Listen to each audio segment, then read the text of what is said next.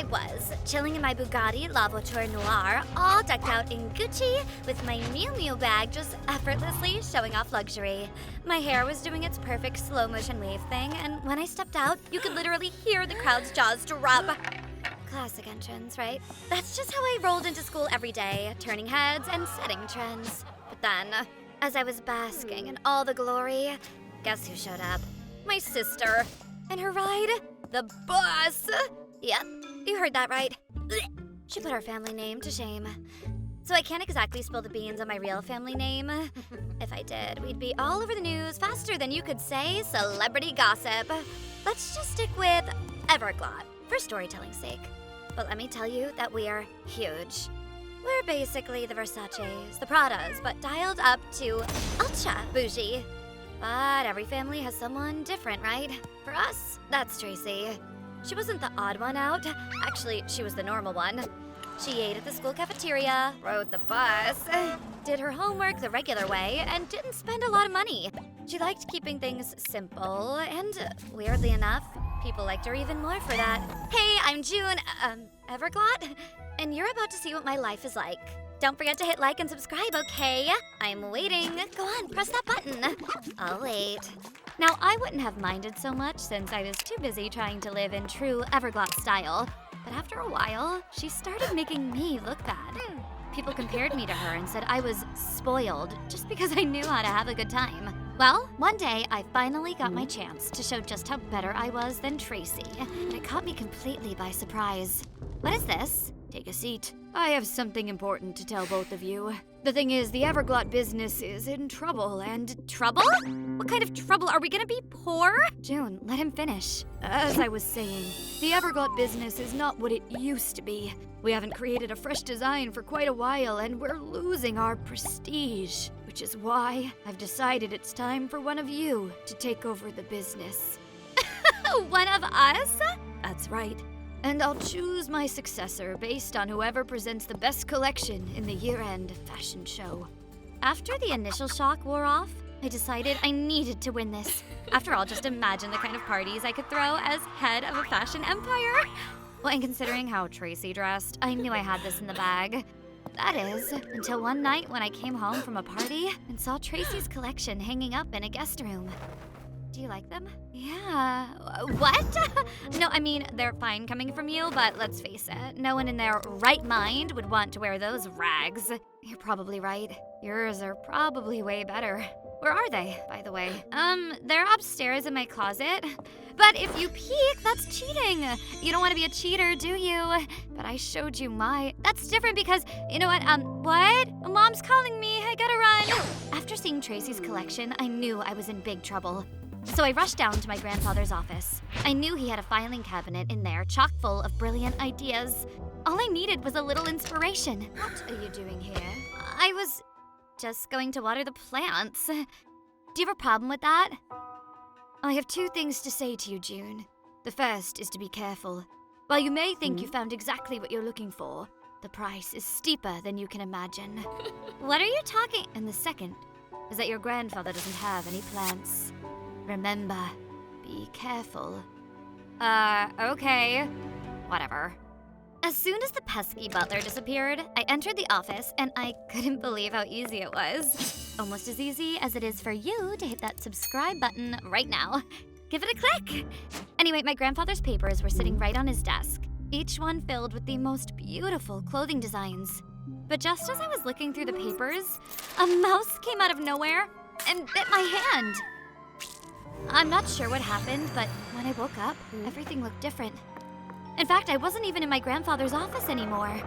But things got really weird when I tried to go home. When I went to my address, there was no house.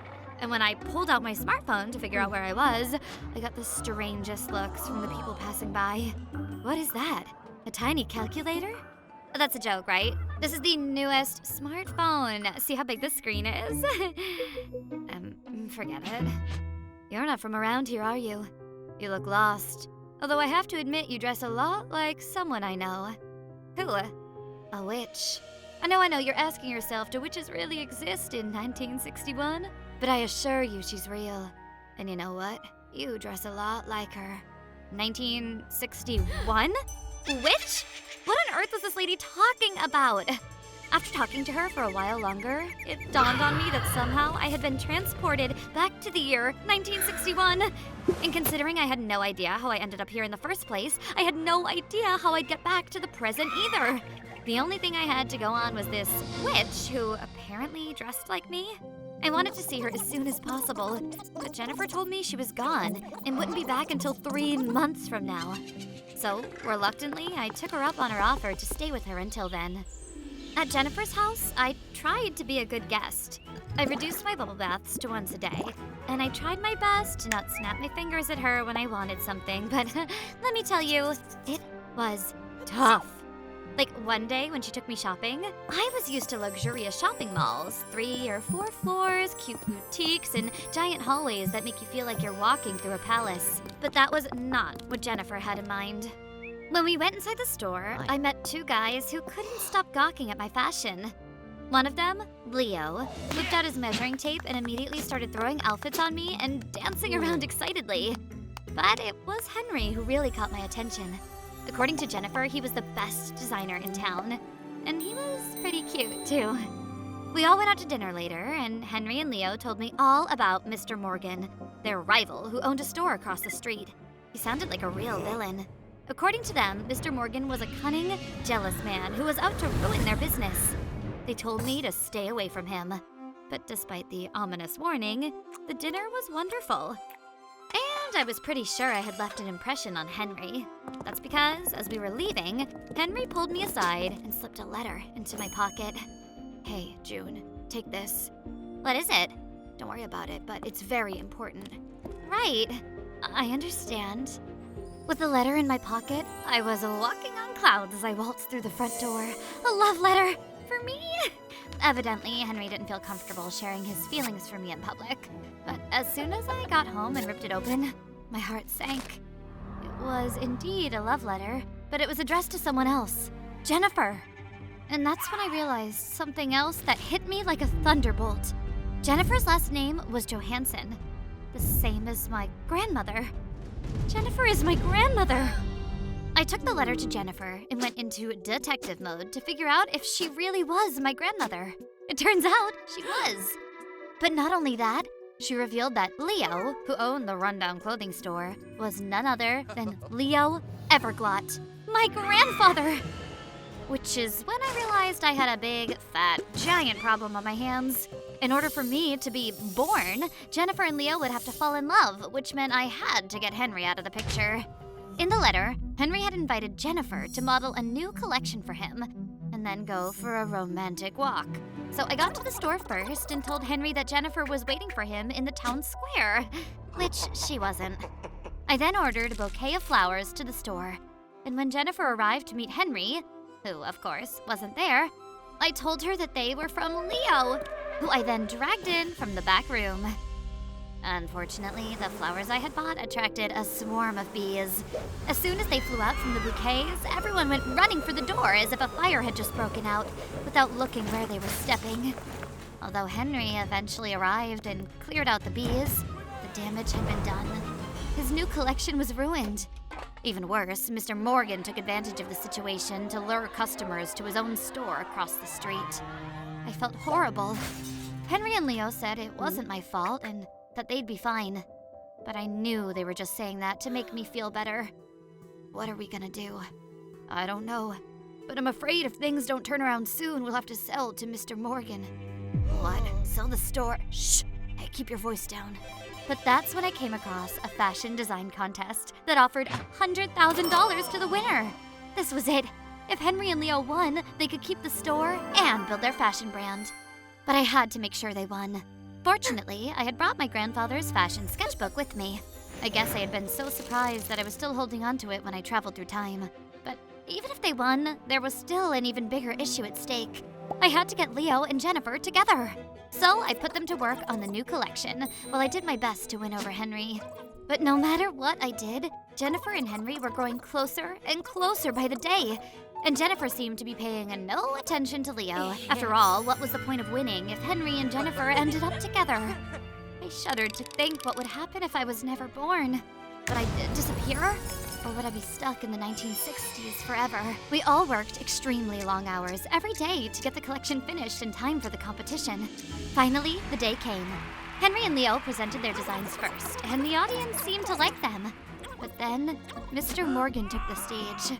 When his models began walking up and down the runway, the crowd gasped. For the next 2 minutes, as piece after piece was shown, the hall was silent.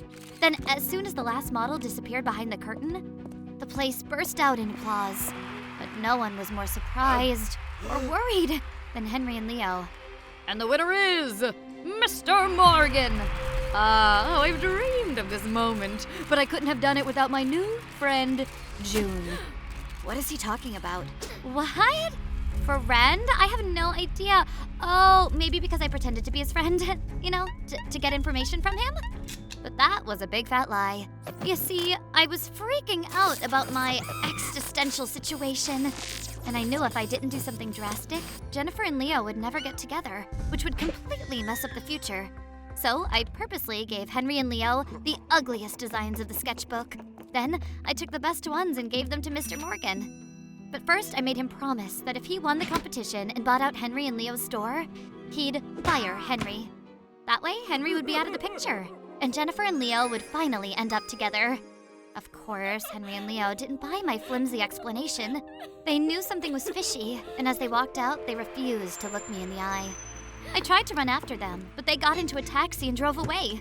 Trying to catch them, I sprinted for the next closest taxi, but didn't see the oncoming truck, which knocked me to the ground. When I woke up, I was lying in the hospital, and I was surprised to see Henry, Leo, and Jennifer standing around me. She's awake. Don't worry, you'll be all right. You lost a lot of blood, but guess who has the same blood type as you? What? But that made no sense. My grandfather, Leo, has type O blood like me. Why was Henry giving me blood? What are you all doing here? I thought you were mad at me. Don't be silly, we're the ones who should be sorry. You know, when Mr. Morgan called you his friend, we actually believed you might have been working for him. Well, there is actually something I need to tell you guys. Now I had really done it. Everything had backfired. Now, not only had Henry and Leo lost the competition and their store because of me, our friendship was ruined. And I didn't see any way Jennifer and Leo were going to end up together. As they stormed out of the room, they told me they never wanted to see me again. And Jennifer told me I'd have to be out of her house by the end of the month. I heard that Henry and Leo had tried to buy back their store from Mr. Morgan, but when they showed him the money they had scraped together, he just laughed at them and told them he'd never sell to them, especially for such a measly sum of money. They tried going to an investor, but after listening patiently to their pitch, he just said he wasn't interested and turned them away before they even had a chance to explain. Turns out nobody would lend them money. Ever since they lost their store, the banks wouldn't touch them. What they needed most of all was money for a new store. I found an abandoned warehouse on the edge of town that I thought perhaps could be converted into a new store, but I had no money to buy it. Where would I possibly find enough money to buy a store? Wait! My family's jewelry would be worth a fortune! All I had to do was sell a couple of pieces and I'd have enough to buy any store. I took my necklace, a bracelet, and 2 gold rings to the pawn shop. The man behind the counter was stunned. He had never seen anything so expensive. With a giant wad of cash in hand, I found Henry and Leo in Leo's parents' house. They were in a back room, hunched over a table filled with half-finished sketches. The floor was littered with crumpled up scraps of paper. When I walked in, they didn't look pleased to see me. What are you doing here? Look! So Mr. Morgan's paying you now? No, I made this myself from selling my jewelry. I did it for you.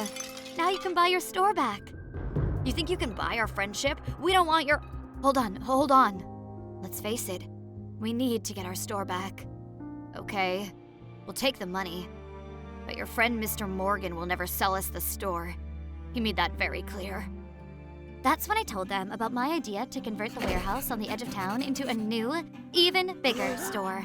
They both just looked at me with their mouths open. That's gonna be our new store. Trust me, it'll be even better than your old store.